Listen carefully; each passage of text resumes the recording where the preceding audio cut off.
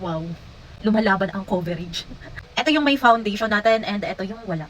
Get ready with me. Aalis kami ngayon ni Papsi. So magme-makeup ako syempre para medyo slay naman ang person, di ba? Ito yung gagamitin kong foundation. This is from Maybelline. Super Stay up to 30 hours. Wow. Sobrang tagal nun ha. And this is Lumi Matte Foundation. It has SPF 16. Meron ako ditong shade ng 228 at shade 119. Ganyan yung kanyang consistency. Medyo dark si 228. 119 and 228. Feeling ko mas maganda kapag pinag-mix ko na lang sila. Try ko na lang silang ipag-mix.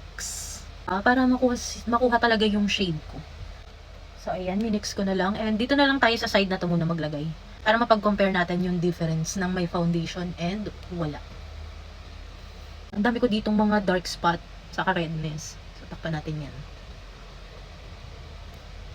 Wow. Ang coverage.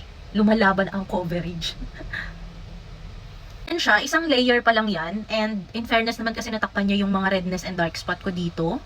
And wala naman ako nakikita na nagsisettle sa pores ko. Ayan. Pero sa tingin ko parang gusto ko pa siyang dagdagan ng another one layer pa. Para talagang as in matakpan na ng tuluyan ito. Ayan. Ayan yung mga problem ko eh. So mag-add pa ako ng isa pang layer. Okay. Ayan na siya. Nalagyan ko na ulit siya. So 2 layer yan. Wala na talaga kayong makikita dyan na mga dark spot, redness. And kahit yung aking napakalaking eye bag natakpan niya. Ito yung may foundation natin and ito yung wala.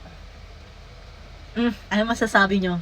Ang ganda ng finish ng foundation and in fairness din dito, ang dali niya lang i-blend. And kapag ginapitan nyo siya, meron siyang konting lagkit pero hindi naman siya nakakairita sa face.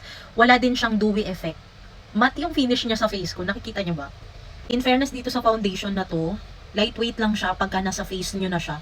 And ang dali niya lang i-blend. Alam niyo yung parang BB cream. Ganun lang siya mare kapag ini-apply nyo na siya sa face ninyo. So lagyan na din natin tong kabila dahil aalis na kami maya-maya. Ayan na siya sa buong face ko. Grabe, ang ganda. Ngayon pala nagugustuhan ko na siya. Ang flawless tignan ng face ko. And super gaan niya lang talaga sa mukha. Para ka lang naka-BB cream pero yung coverage, nanlalaban talaga. Diba? Kita niyo naman, dami ko talagang redness saka dark spot sa face. Ayun talaga yung problem ng skin ko. Tapusin ko lang yung makeup look natin and magbabalik ako. Ito na yung aking final makeup look. In fairness naman dito sa foundation ng Maybelline, ang ganda niya. Wala naman nagsettle dito sa pores ko and wala naman ako nakikitang pamumuo na naganap. And perfect talaga yung ginawa ko na pinaghalo ko itong dalawang shade na to. Kasi tignan nyo naman, napaka-flawless tignan ng face ko ngayon. Super mura lang nito, kaya kung bet mo din, lalagay ko na lang yan dyan sa may yellow basket.